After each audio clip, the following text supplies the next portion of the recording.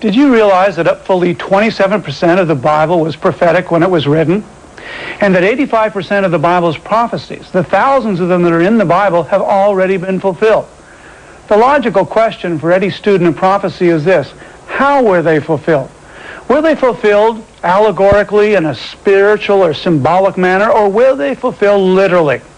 The answer is clear from history. Every one of the prophecies that has been fulfilled about the rise and fall of nations, about the precision of the prophecies about Christ's first coming, every detail was literal. And therefore it logically follows that if God wanted us to understand the prophecies of his first coming literally, then the prophecies of his second coming must also be understood in a literal manner. What we are going to be examining in the course of this series is the prophecies of the Bible in a systematic manner that will enable you to dig deep into Scripture so that you yourself might understand from the Scriptures what God is saying to the church in these last days. Hi, I'm Grant Jeffrey. It's a pleasure to introduce Bible Prophecy Revealed. Welcome to our program on Bible Prophecy Revealed, in which we are going to examine the signs of Christ's second coming. All Christians who love him must be fascinated by the question, is he going to come in our lifetime? Will we pass from life to life eternal without having to go through the portals of death? Are we the rapture generation? Only prophecy can tell us.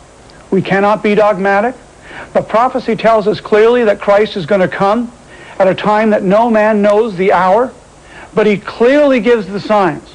In fact, Jesus condemned the religious leaders of his day for understanding the signs of the weather, but not understanding the clear signs prophetically given by Daniel and others of the coming of the Son of Man, the first time.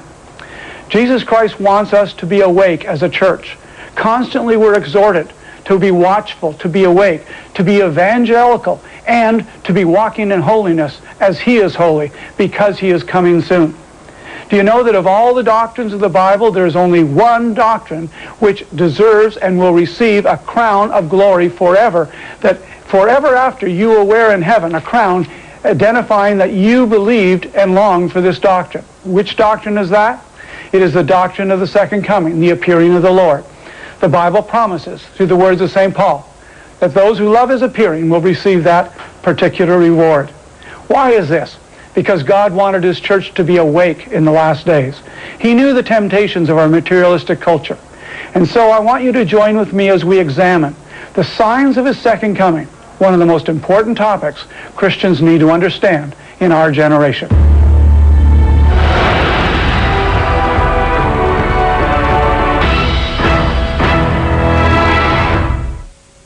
We're here on the beautiful Mount of Olives, not all that far from where Jesus sat down with his disciples shortly before he left them. And he was prophesying about the Temple Mount behind us. It contained the temple, the second temple, that was the most beautiful building in the whole of the Roman world. And Jesus looked at that temple with his disciples, and they gloried in the beauty and the majesty of that structure, glorifying God. But Jesus prophesied to him, as we find in Matthew 24, the following words. Jesus went out and departed from the temple, and his disciples came to him to show him the buildings of the temple. Jesus said unto them, See ye not all these things? Verily I say unto you, there shall not be left here one stone upon another that shall not be thrown down. And as he sat upon the Mount of Olives, the disciples came unto him privately, and saying, Tell us, when shall these things be? And what shall be the sign of thy coming and of the end of the world, the end of the age?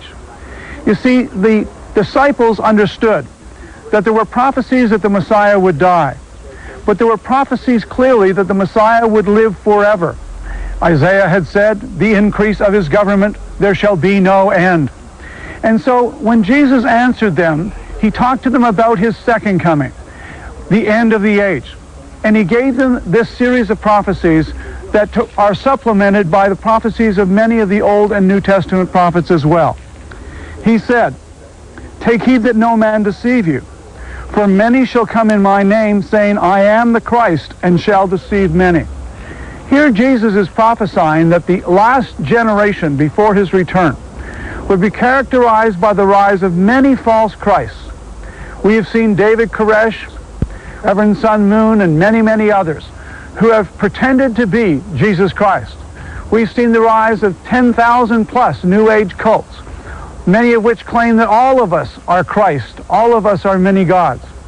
We are surely seeing the fulfillment of the prophecy, but Jesus said, the end is not yet. He also then continued and said that many shall be deceived by this, and that is surely true of our generation.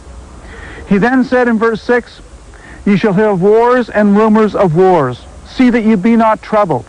For all these things must come to pass, but the end is not yet. Jesus is saying that the generation when he would return will be characterized by wars worldwide. He went on to say that nation shall rise against nation, kingdom against kingdom. He uses the word ethnos against ethnos, ethnic group. There has never been a century in history more characterized by ethnic hatred. And even in the new century that we are in now, we've seen the slaughter of a million people in Rwanda. We've seen the genocide that took place in Europe, in Bosnia and Kosovo. We see the disaster that took place not so long ago in Cambodia.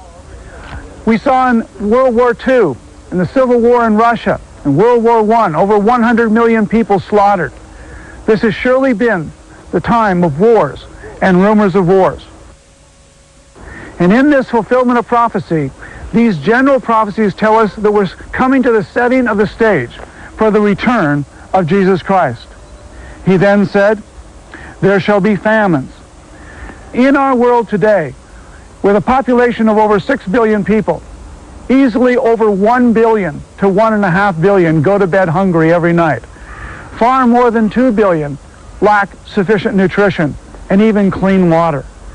Jesus warned that the last day generation would be characterized by famine side by side with untold wealth.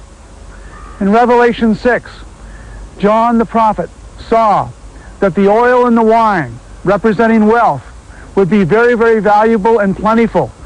But the prices would be such that those who were poor, those who would work for the equivalent of 1 denarii, a Roman daily wage slave, would receive only enough to buy his food for himself, hardly enough even for his family, let alone shelter. Our world is characterized by disparities of income that are really quite shocking to the moral sense. Jesus continued and said there would be pestilence around the world. Following World War II, we thought we were going to conquer most diseases and pestilence and plague. But tragically, over 25 new diseases in the last 2 decades, according to the World Health Organization, are now incurable. Many of these are new diseases or variations on them, like AIDS. Africa is a basket case. There are countries in southern Africa where over 50% of the population is now approaching having the AIDS virus. Though there are drugs that can minimize the effects, it is 100% fatal ultimately. Children are being born in the millions with this terrible AIDS disease. Hepatitis and malaria are spreading throughout Asia, throughout South America and Africa. We need to realize that we are living in the age of pestilence, despite all the miracle drugs and all the wonders of medicine today. And the behavior of individuals is facilitating the spread of some of these diseases, such as AIDS. The Bible said there would be earthquakes in diverse or strange places.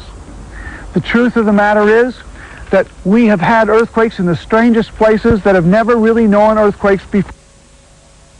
What we've seen is the tsunami, which resulted from an earthquake off the coast of Java. In 1883, over a century and a quarter before, there was an earthquake and a tsunami. But in all the time since, there had not been a huge earthquake underground in that time.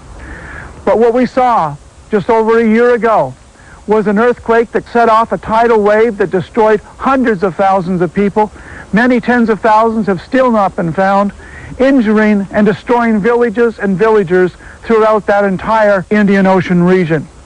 Many earthquakes are taking place in Asia, in other areas that have not known them or not known the severity of earthquakes, such as in Pakistan. Surely we are living in the age of earthquakes in diverse or strange places.